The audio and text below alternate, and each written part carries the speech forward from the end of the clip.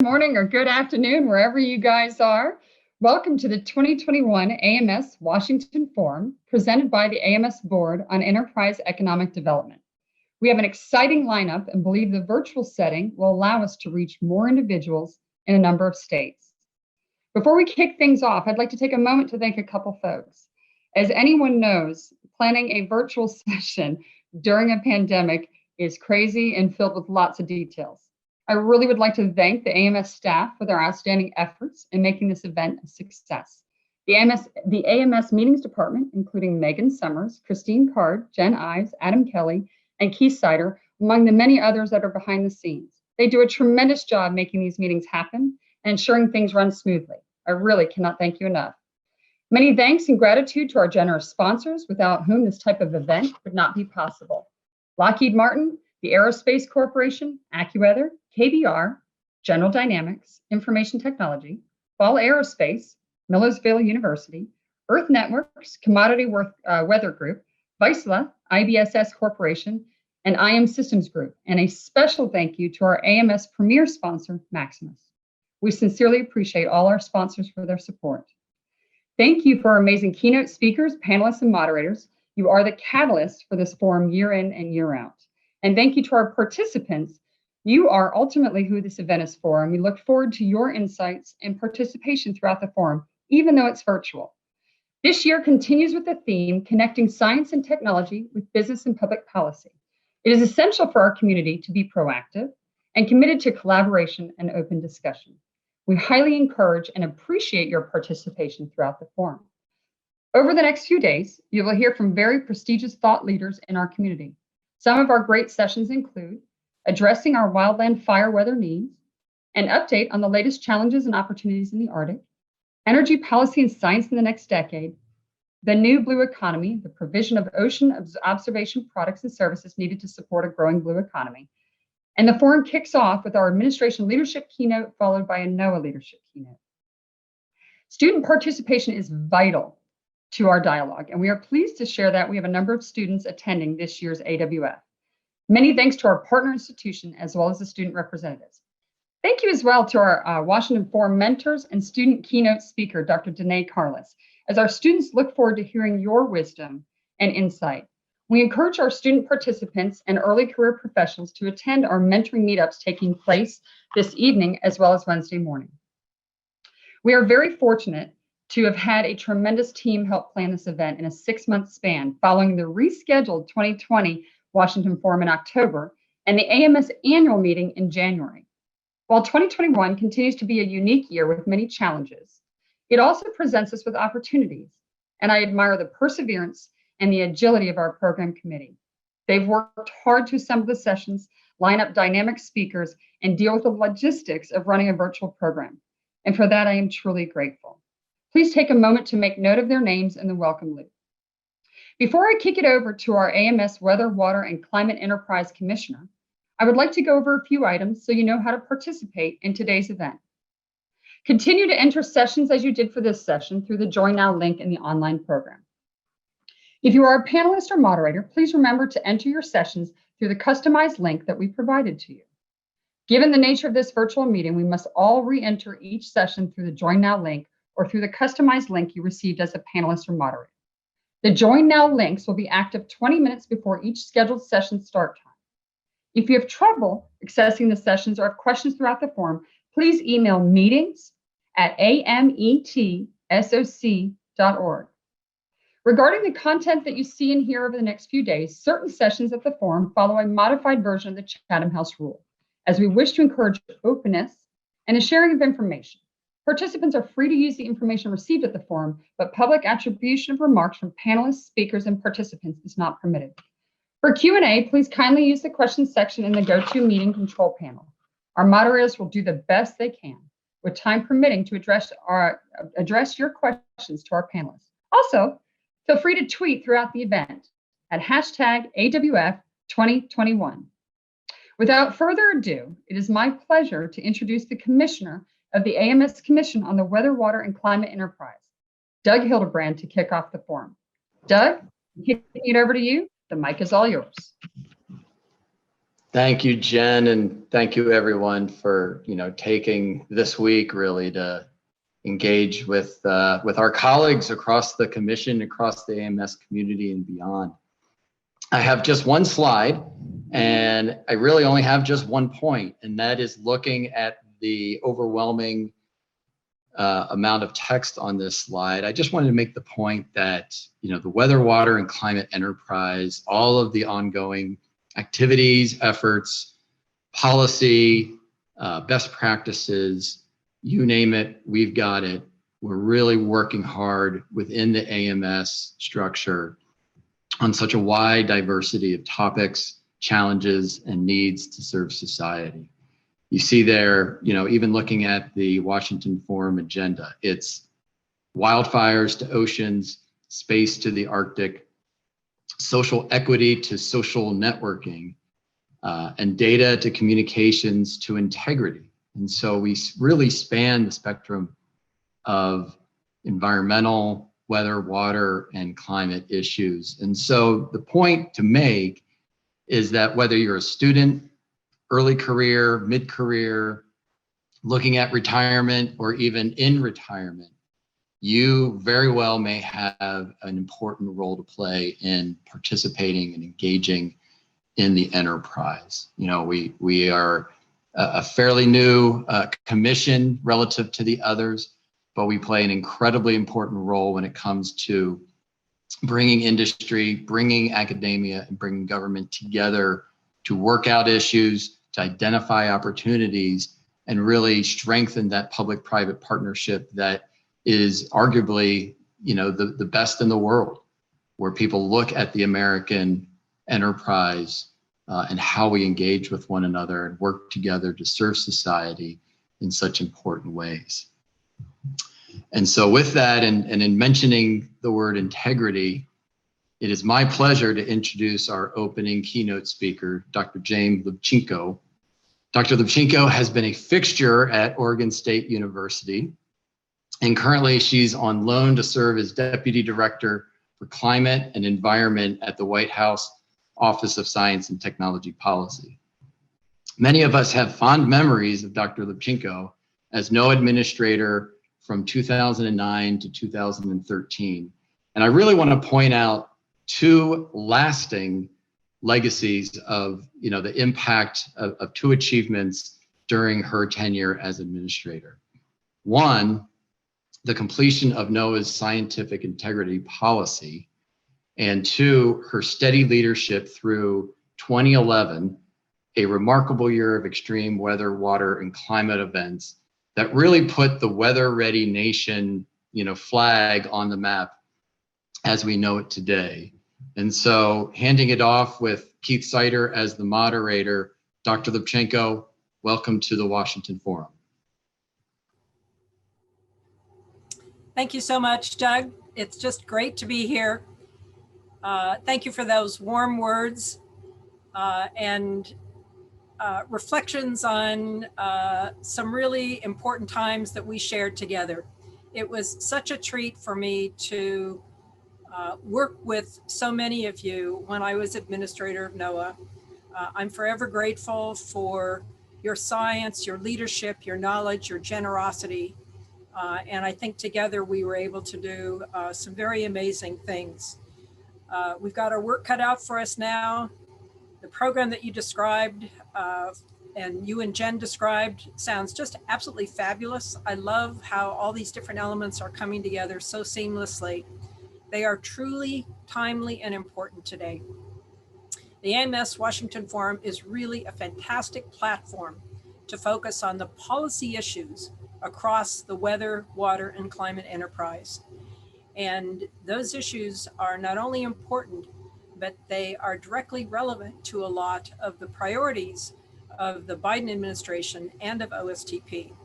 And so it's my pleasure to not only join you here today, but also to share some of our priorities with you so that we can understand and find common ground and some great opportunities for synergy. It's really great to connect with former colleagues with whom I have huge admiration. But it's also nice to hear that there are so many new young leaders that are joining us in the forum. And my remarks are directed to all of you. AMS and its members do such outstanding work, from advancing atmospheric and related sciences, technologies, applications, and services for the benefit of society. The atmospheric, the oceanographic, the climate, all of that comes together in AMS.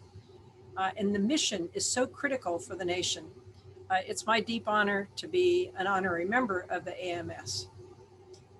You all are globally important and also a critical partner to the US government. All of AMS's 12,000 plus members, scientists, researchers, students, educators, broadcasters, professionals, including, of course, many federal employees across lots of agencies and departments, you all should feel immensely proud of the renewed attention and now ambitious action on climate change that was announced last week, not only by the US, but by leaders around the world. I think the message is clear. What you do matters. You are significant players in the fields of weather, water, climate, science, and services. And this vibrant community that is AMS does so many important things. You share knowledge, you improve technology, you promote understanding, and you disseminate science so that the planet and the people on it can thrive. Now, each of those functions is important, but together they are a powerful combination. So thank you for what you do, and keep doing it because it's really important. The Biden-Harris administration has identified 4 converging crises as priorities for immediate action: COVID, the economy, climate change, and racial equity. In this pivotal moment of unprecedented challenges and opportunities, you all have a crucial role to play. The administration is looking for policy solutions that are grounded in science. That's what you do. The weather, water, climate sciences and services that you advance will inform and are informing action. So I look forward to our time together today, and also to ongoing interactions with AMS during my tenure at OSTP as the Deputy Director for Climate and Environment. Today, I'm going to focus my remarks around a few of the Biden-Harris administration priorities that I believe are particularly relevant to AMS and its members. And I'm going to touch on 3: scientific integrity, as Doug has noted, the climate crisis, and 3, diversity, equity, and inclusion. Scientific integrity. The president cares about scientific integrity and having a strong federal scientific workforce. On the 7th day of his administration, President Biden issued a memorandum on scientific integrity, affirming the administration's commitment to make policies based directly on evidence, and directing OSTP and the agencies to examine and strengthen their scientific integrity policies, among other actions. This presidential memorandum tasks OSTP with standing up a task force on scientific integrity to review federal policies to ensure that they can prevent improper political interference in scientific research, data collection, and sharing of technical results. We believe that the public should be able to trust that the information and the services provided by the government are based on the best available science, and that the science has not been manipulated for political or personal gain.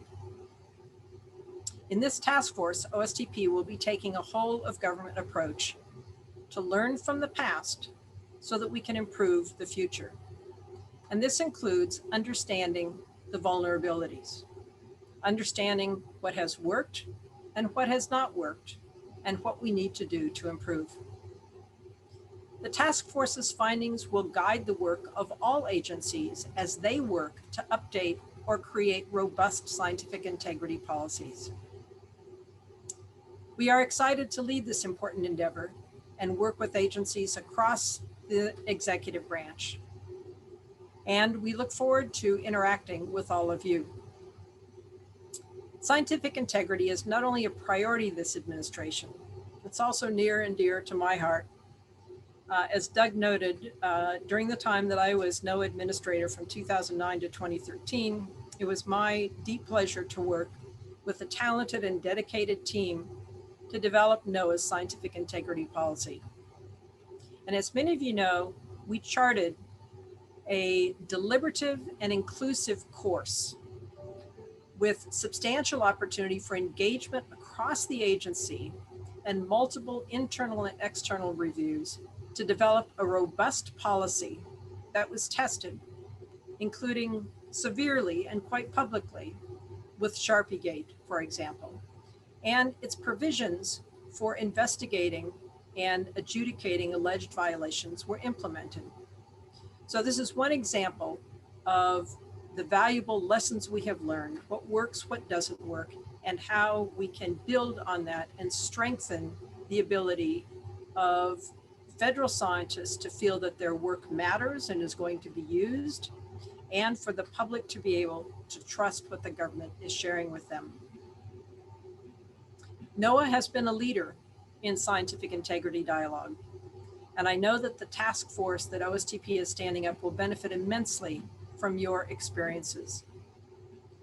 Beyond that, however, Sharpiegate inadvertently provided a teachable moment. The importance of scientific integrity became obvious to people outside the government. The outrage and sustained public attention to the travesty of attempting to manipulate a hurricane forecast reflected the reality that people understand at a visceral level the importance of accurate, life-saving information.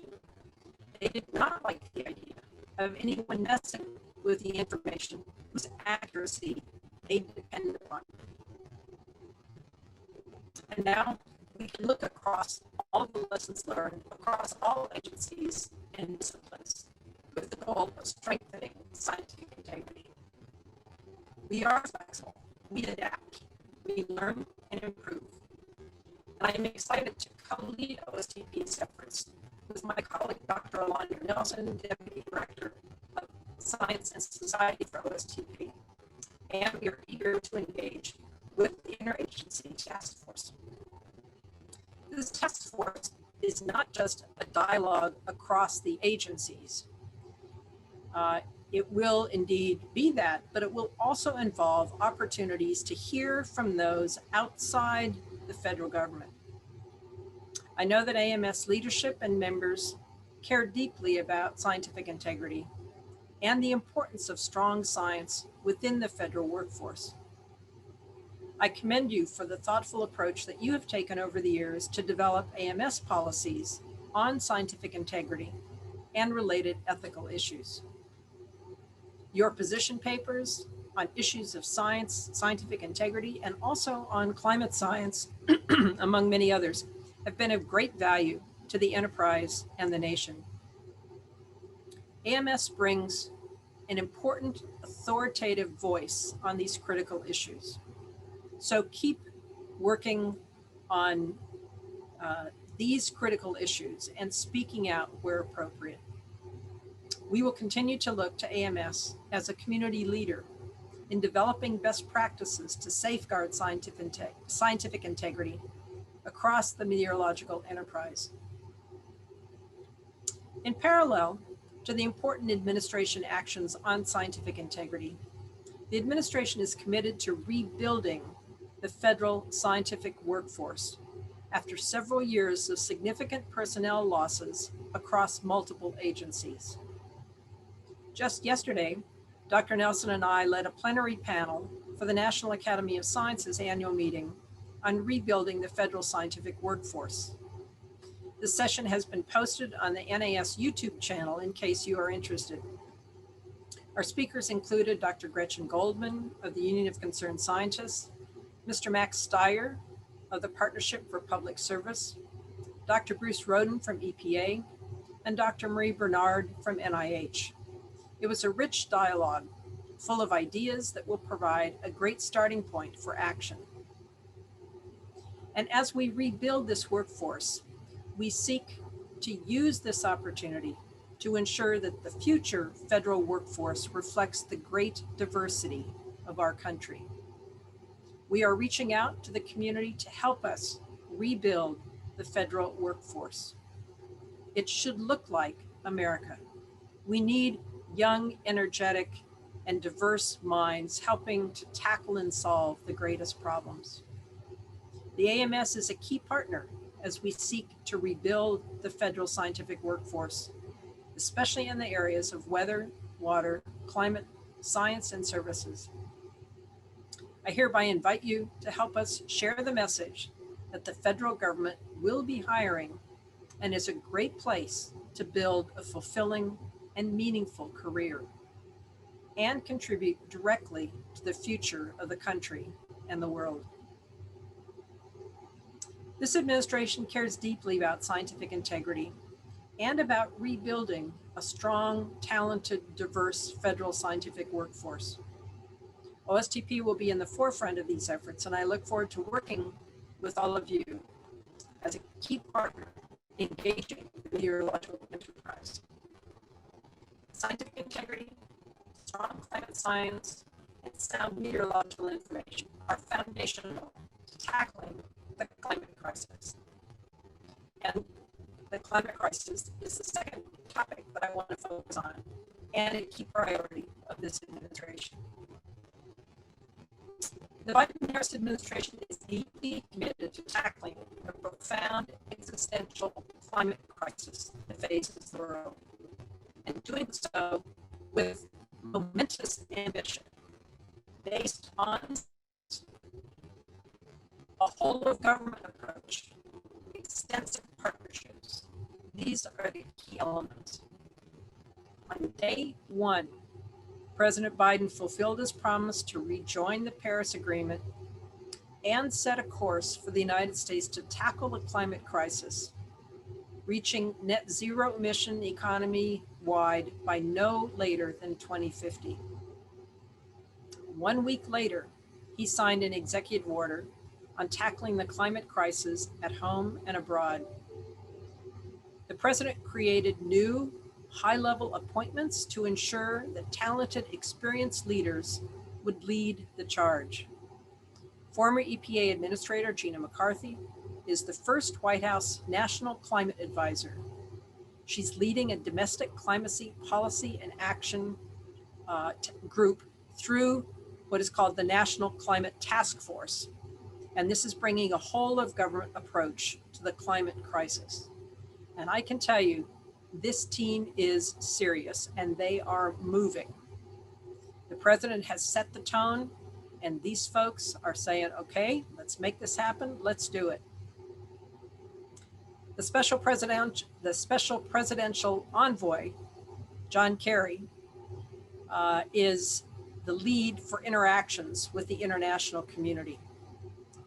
Both of them, Gina McCarthy and John Kerry, are engaging the full suite of federal agencies with decisive actions on both the domestic and the international front.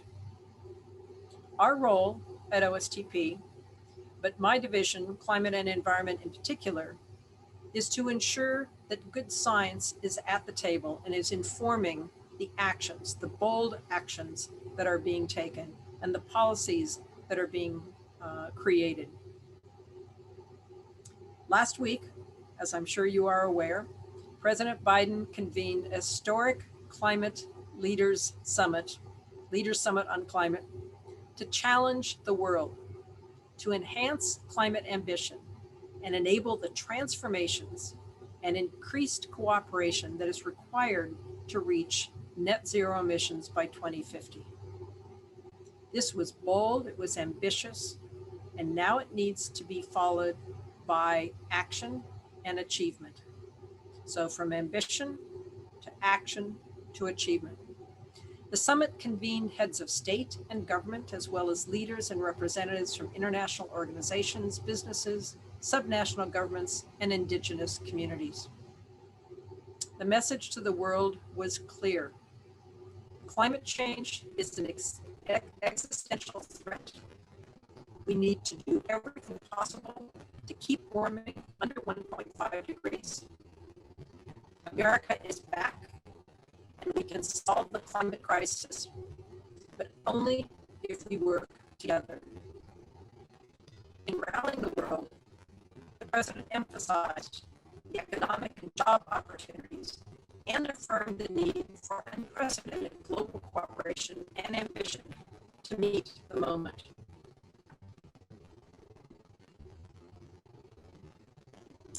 President Biden announced a whole-of-government approach to tackle the climate crisis, unleashing economic opportunities, creating good jobs, and advancing environmental justice. The United States made a range of bold, new commitments across the federal government that demonstrate its leadership, create jobs, rally the rest of the world to step up, increase finance, spur transformational innovations, conserve nature, build resilience, strengthen adaptation, and drive economic growth for communities. It's a pretty compelling and pretty impressive package. The president raised climate ambition by announcing a new target for the United States to achieve a 50 to 52% reduction from 2005 levels in economy-wide net greenhouse gas pollution in 2030. Given that more than 85% of emissions come from beyond US borders, the president challenged countries across the globe to also step up. And indeed, several participating countries and institutions announced actions that they intend to take over the course of this decade to accelerate decarbonization efforts. These included Japan, Canada, India, Argentina, the United Kingdom, the European Union, the Republic of Korea, China, Brazil, South Africa, and Russia. This summit was historic and inspiring, and it raised our global ambition, pointed to the value of investing in climate solutions and the power of unleashing climate innovation, as well as the economic opportunities of climate action. In opening the summit, President Biden noted, "The science is undeniable." This administration's approach is listen to the science and then act. The President, Vice President, National Climate Advisor McCarthy, Special Secretary Envoy, Special Presidential Envoy for Climate Kerry share a deep respect for scientific information and knowledge, and the goal of using the best available scientific information to inform policy and action. There's no doubt that sound weather, water, and climate science and services enabled by AMS are foundational to the administration's climate and environmental justice agenda. Data that document our changing climate and its impacts across the earth and human systems, science that examines and attributes changing extremes, models and forecast systems that enable increasingly accurate and reliable forecasts of extremes such as floods, heat waves, and wildfires, and projections of future changes. You all have been leaders in these key topics, and they are just a few examples of why science and services provided by the AMS community are crucial to tackling the climate crisis. Climate and environmental justice will need to be supported by sound Earth system science and improved and expanded services. For example, this will be the case for preparedness to extreme and long-term planning for Earth and human systems, including for food, water, safety, and security. Supporting the increasing use of renewable energy for wind, sun, rain, and water, and rivers will all be key. The exploration and implementation of our nature-based climate solutions involving agricultural lands, forests, oceans, and coasts will be key, and supporting clean air and clean water for vulnerable communities and overall health of our ecosystems. Indeed, the President has charged agencies to examine ways to expand and improve climate forecast capabilities and information products for the public that the public will need to prepare for and adapt to the impacts of climate change. OSTP will be co-chairing this effort to prepare a report for the National Climate Task Force. During my Noaa tenure, we focused on creating a new generation of climate services to promote public understanding, support mitigation and adaptation efforts, enable smart planning, and promote regional climate partnerships. We also, as Doug noted, launched the Weather Ready Nation Initiative to help build resilience and improve on-the-ground response to extreme weather and water events. So across the meteorological enterprise, it is important to make sure that we understand what information is needed by users for climate adaptation and preparedness, for solutions like renewable energy, and for nature-based solutions, and that what we provide is science-based, useful, and actionable. As an enterprise, we know that we no longer have the luxury of simply studying the problems. We have a collective responsibility to help generate and support solutions. The AMS has a key role to play in using its convening power to bring together some of the best scientists across the weather, water, and climate enterprise to facilitate conversations and collaborations across disciplines on solutions to address the climate crisis.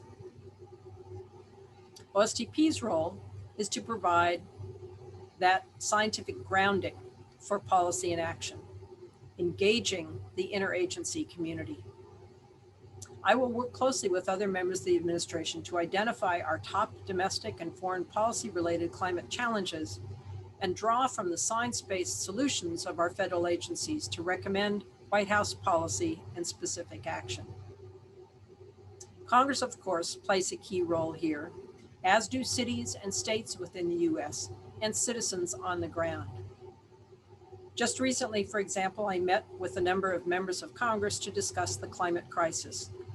Its members are engaged across many communities, and they are actively discussing climate issues and solutions.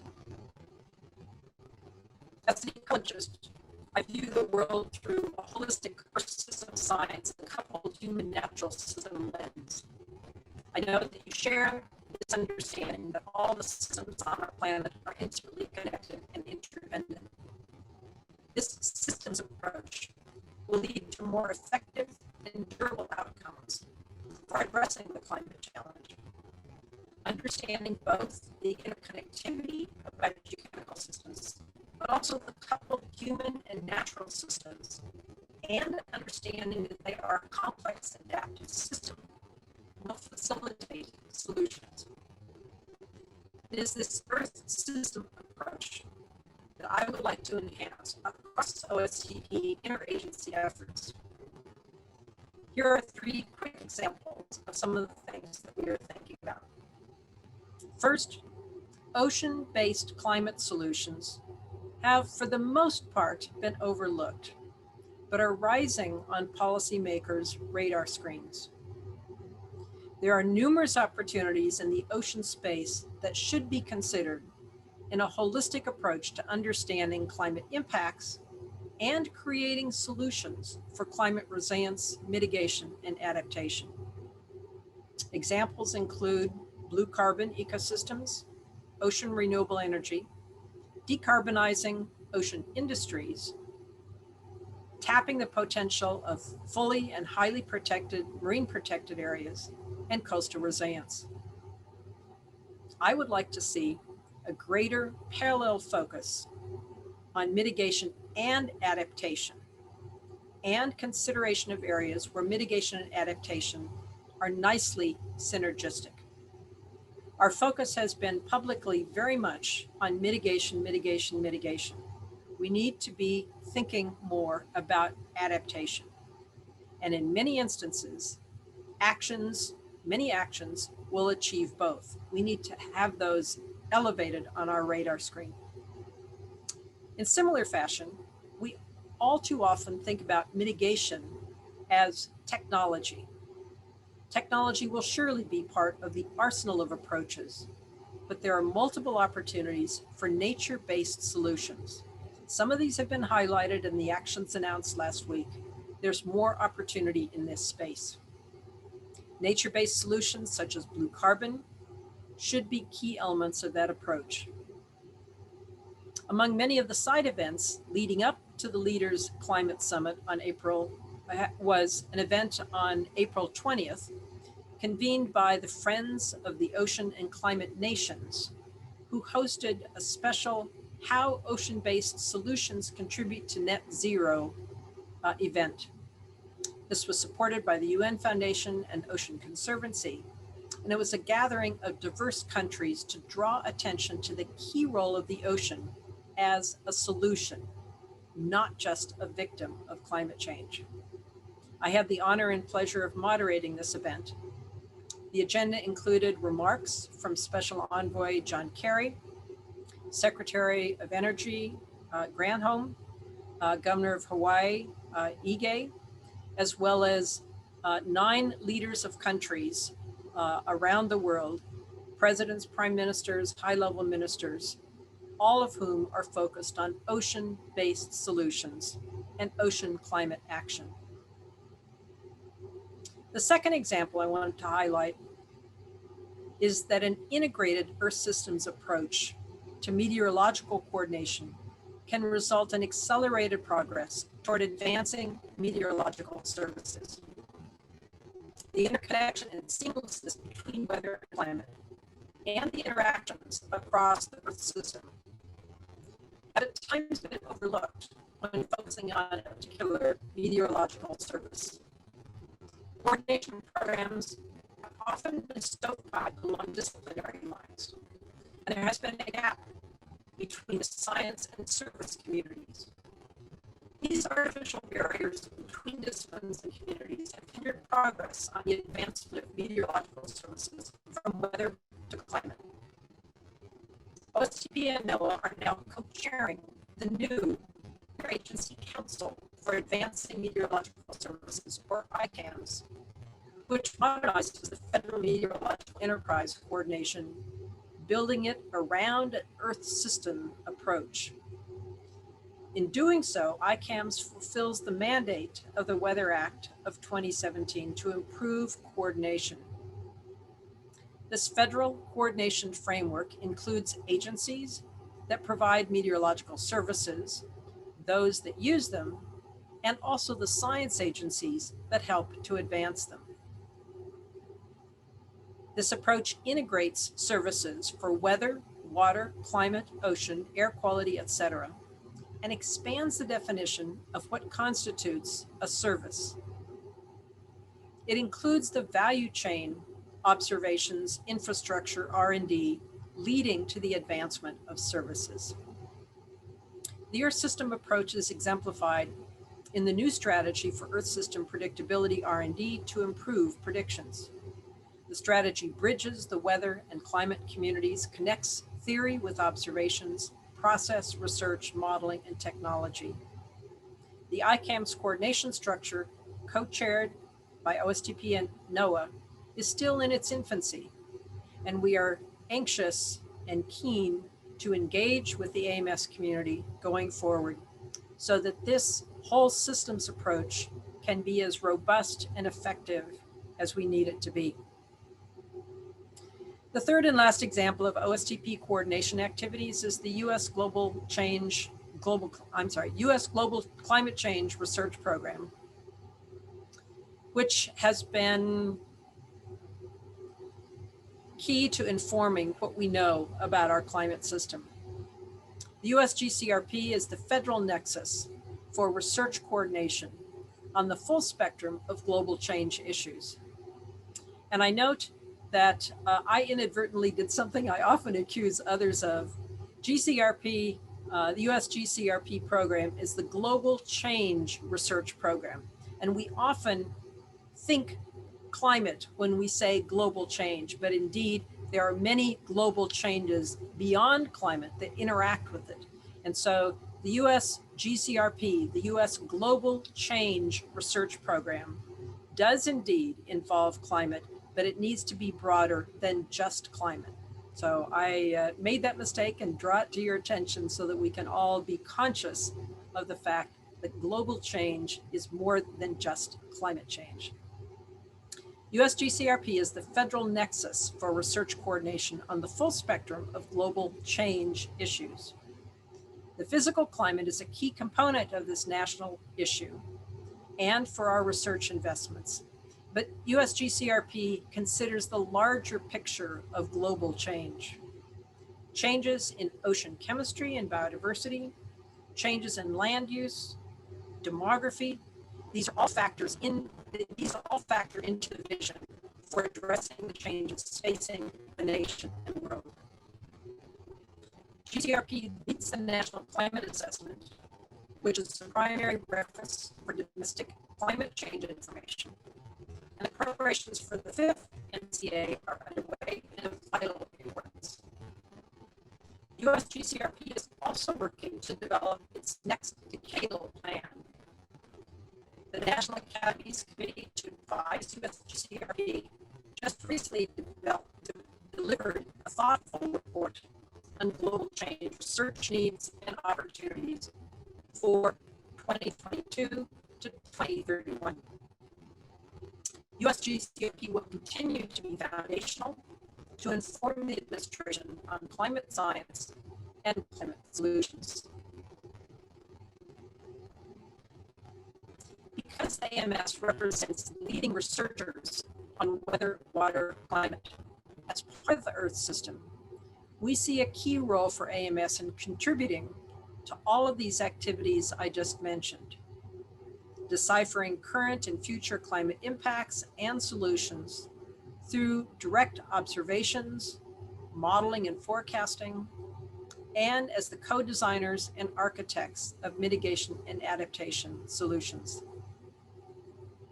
I've touched upon President Biden's ambitious plan to tackle the climate crisis, the foundational role of climate science and services for climate action, and OSTP's Earth Systems approach to interagency coordination. I've also emphasized the key roles of AMS science, with the key message that your science matters. It matters hugely. But so too does who is doing and who is using the science matter, which brings me to my third topic of diversity, equity, and inclusion. DEI and environmental justice infuse all aspects of the Biden-Harris administration. Affirming this commitment within the agencies, the president appointed Dr. Alondra Nelson, an expert on science, technology, society, and social inequity, as Deputy Director for Science and Society at OSTP. She is leading on a number of topics related to DEI, such as equitable data access and environmental justice. Improving the way that the administration internalizes DEI is multifaceted, ongoing, and evolving, and we look forward to sharing more in the future. For the time being, let me highlight a few steps to address DEI at OSTP that are relevant to your community. In response to the President's memo on tribal consultation and strengthening nation-to-nation relationships, OSTP is developing a tribal consultation plan and furthering activities to incorporate traditional ecological knowledge into scientific activities and decision-making. IARPC is making strides toward full inclusion of Indigenous collaboration on Arctic research and the Interagency National Ocean Mapping, Exploration, and Characterization, NOMEC Council, recently held a tribal listening session to develop best practices and initiate tribal relationships. And ICAMS is looking into coordination of services in support of social equity and has emphasized increasing diversity and inclusion across the meteorological enterprise. We strive to do a better job of incorporating diverse perspectives and individuals into our appointments and teams. We share your awareness of the lack of diversity in the earth sciences. We need to fix this. I commend the work that you are doing to understand and address this issue. We know from research and our own lived experiences that outcomes are the greatest when diverse perspectives are at the table. We will not stop working for a diverse and inclusive earth science community. We must see more and faster progress on this. And we at Ostp continue to look to AMS's leadership on this topic. We share a common goal. Now we need to make it a reality. So in conclusion, I believe that now is really a pivotal moment. Multiple crises are confronting us, and time is of the essence. We dare not squander this opportunity. Our very future is at stake. Fortunately, we have a president, a talented team, and key partners like AMS who are willing to roll up our sleeves and do the hard work that needs to be done, even if it means doing things differently and getting out of our comfort zones. I recognize that for scientists such as AMS leaders and members who fully understand the magnitude of the challenges that are facing us, it is easy to feel overwhelmed by these challenges. I also note the words of John W. Gardner. We are continually faced with a series of great opportunities, brilliantly disguised as insoluble problems. Let me say that again and do justice to his quote. We are continually faced with a series of great opportunities, brilliantly disguised as insoluble problems. And that, I think, captures the way we need to be looking at today's opportunities. Our ability to tackle and conquer problems successfully will be in part, not just our knowledge, but our attitude. I am fully aware that social systems are as highly nonlinear as biogeophysical systems. They're characterized by nonlinearities, by tipping points. Given the right circumstances, very rapid change can and does occur.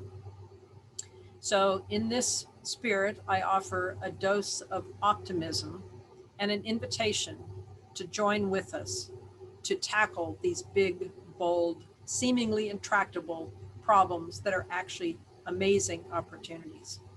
The issues that face us, COVID, economic recovery, climate, racial inequity, are acute. They are wicked. But with this moment of challenge and difficulty comes great potential opportunities to change the way we do business in the fields we represent, to invite new and diverse voices to the table, and to alter our approach to science toward a solution focus, and to find the solutions that are both creative and durable. This will be a communal journey. We need one another. I've shared some thoughts today on 3 pressing issues of concern for the administration: scientific integrity, the climate crisis, and diversity, equity, and inclusion. I look forward to working with you as we find some practical, sensible solutions that will work not only for us, but for working families, for people around the world. These solutions should be grounded in smart science and effective in tackling the problems that will determine our common future. Thank you all so very much.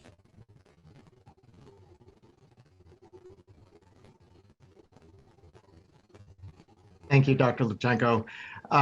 We do have some time for a few questions. and we've had one that just came in through the chat function, and others can certainly come in that way as well. And this is from Alec Krautman, and he says, can you speak more to OSTP's role in coordinating climate services across agencies? Disparate work at times between Interior, USDA, NASA, and Noaa. So therein lies the problem, exactly. We have different approaches, different agencies, and we need more seamless integration across those agencies and across the services that are provided. We need to respect the missions of each of those agencies. We need to understand and tap into the valued relationships they have with different communities that they serve and different constituents. At the same time, these issues are so interconnected and so interrelated. We really can't talk about climate services without understanding what's happening on the water side, without understanding what's happening in the ocean, without understanding what's happening in the air. And so this, again, is a problem, but also an opportunity, is how to connect across the agencies and how to connect those different services with one another. This is partly why ICAMS is offering a very exciting opportunity to connect across these different services, beginning with meteorological services, but really taking a true Earth systems approach. And it's that integration that I think will be exciting. So stay tuned, help us work on this and solve this, this great challenge. Great, thank you. We have another question that came in that asks, has the time come for a national climate service? And I have to say, I was on a panel over the weekend that included Senator Markey, and he talked about this as well. Can you say a little bit about your thoughts about a national climate service? Yeah, thanks for that question. This is not an area where the Biden-Harris administration has taken a position. I think it is a really important idea that needs to be explored. All of you know from my time at Noaa that Noaa and when I was administrator, we thought this was a great idea. And it is a topic that we will be actively exploring. I'm delighted to hear interest by members of Congress in this concept. And I think that there will be ample opportunity for us to consider the best ways to deliver the kind of integrated services that are needed across the agencies, just like we were just discussing. So stay tuned, we'll work on it. That's great, thank you. And speaking of your time at Noaa, you come into this position almost unique in having been Noaa administrator before coming to OSTP. Can you say a little bit about what you think that has brought value to this position, and are there any liabilities to having been Noaa administrator before coming to this one?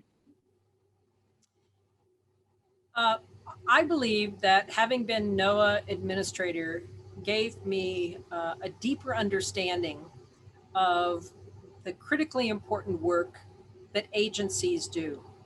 And not only was I deeply immersed in Noaa's business, but I had an opportunity to connect with colleagues in sister agencies and to understand their worlds, their assets, their capabilities, and we worked together on many issues. So that experience is incredibly invaluable as now a member of the executive office of the president team in bringing the perspective of the richness and depth of what agencies can deliver.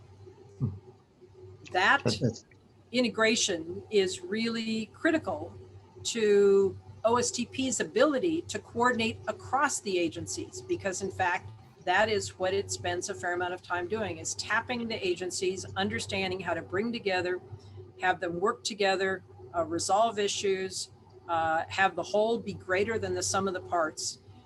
And so understanding those capabilities and limitations is really key to OSTP's ability to function effectively.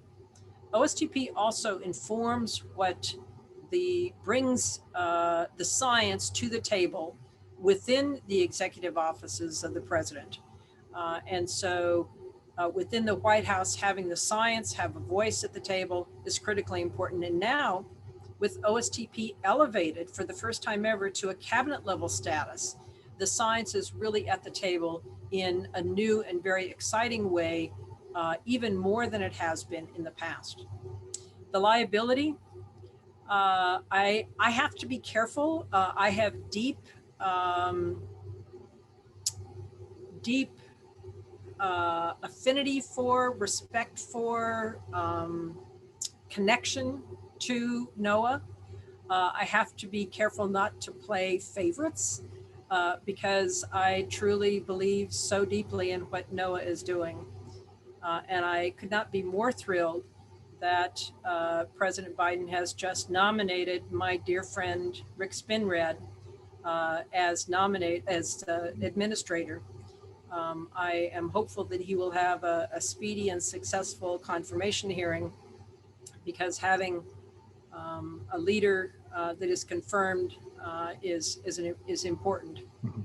So I will cheer him on and hope that he and all of my Noaa colleagues do well.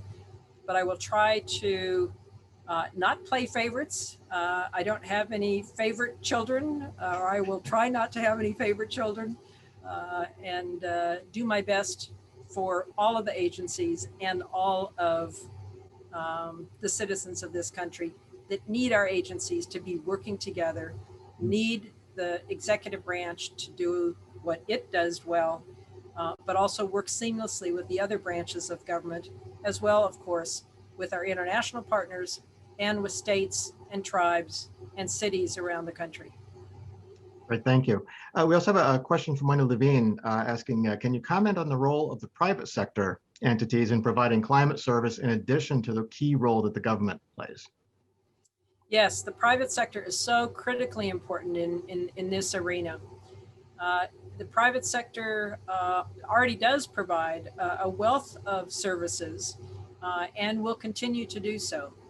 And I think that we've had some rich dialogue over the years about what is best done by government, what is best done by the private sector. That will continue, but as we look more toward this integration, this seamless integration of services across the spectrum of the weather, water, climate enterprise, I think that there is ample room for both. They need to be complementary, and I think we can work our way through that. So we have just about a minute or so left, but let me just see if we can squeeze in one more question. OSTP, and this is from Renee Leduc, OSTP has a key role in working with FCC on spectrum issues. And given the conflicts that we have seen between spectrum use for weather observations and weather prediction and 5G, what role do you see for yourself in that process? And how do you think OSTP can help our community make sure that we're kind of preserving some of the capabilities that we need? Thanks, Renee. I really appreciate that challenging question. It's a really important area that you flagged. I don't have any easy answers. Part of what we can do at OSTP is to make sure that what is at stake in terms of the spectrum that is needed for the public good is well known and is appreciated. I don't have any easy answers to this problem. I can tell you we will work on it very diligently, and thanks for flagging it. Well, I want to thank you. We do need to stay on time here. It's just now 1 o'clock. I want to thank you again for taking the time to address us, also for saying such wonderful things about AMS as an organization, as well as the AMS community. I share this is a marvelous community that's doing incredibly important work. So thank you for being so generous with those recommendations for things we can be doing to help this process as well. I will have to thank you on behalf of all of us. The problem with this kind of format is you can't hear all of us applauding, but please know that that all of us are very appreciative of you taking the time to do this and the terrific thoughts that you have provided to us. With that, I will close this session. I will say we have a break for 15 minutes, well, 14 minutes now. We will come back promptly at 1:15 for the next session, which is also a terrific session that's lined up. So thank you again, Dr. Chinko, and we'll see all of you at 1:15. Thank you. Thanks, Keith. Thanks, Doug. Thanks, Jen. Bye, everyone.